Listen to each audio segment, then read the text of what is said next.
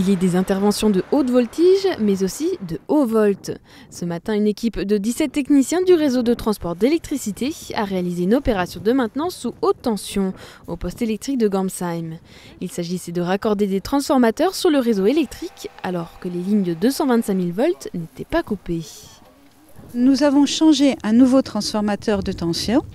Nous le remettons en service sur le réseau.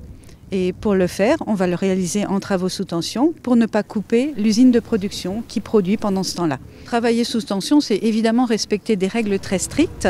Il faut absolument respecter toutes les distances de sécurité par rapport aux différents potentiels, que ce soit le potentiel terre, le potentiel de la phase sur laquelle vous travaillez, le potentiel d'une autre phase à côté. Donc toutes les distances sont très très importantes à respecter.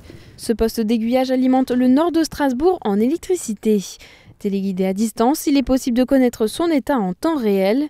Et pour intervenir lors de pannes ou accidents sur le réseau, ils sont peu nombreux à se frotter à ce niveau de tension, car les dangers sont bien réels. Les techniciens sont formés dans un centre spécialisé près de Lyon et ont 4 ans d'expérience au minimum.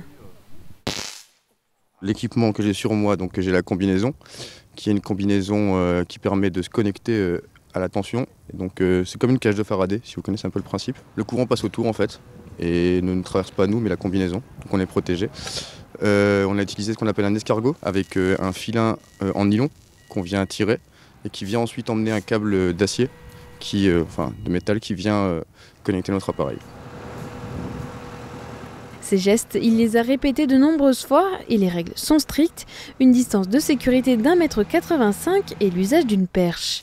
Après la pose d'un fil isolant, il faut attendre 20 minutes de chauffe pour s'assurer du bon fonctionnement avant de mettre en place le câble définitif. Ils sont actuellement en train de reconnecter le TCT, donc un appareil de mesure électrique, au jeu de barre qui est sous une tension de 220 000 volts.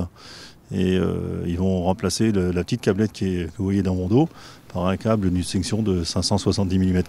Alors la nacelle, elle est isolée de la partie du sol au travers de 2 bras isolants qui sont gris avec quelques ailettes.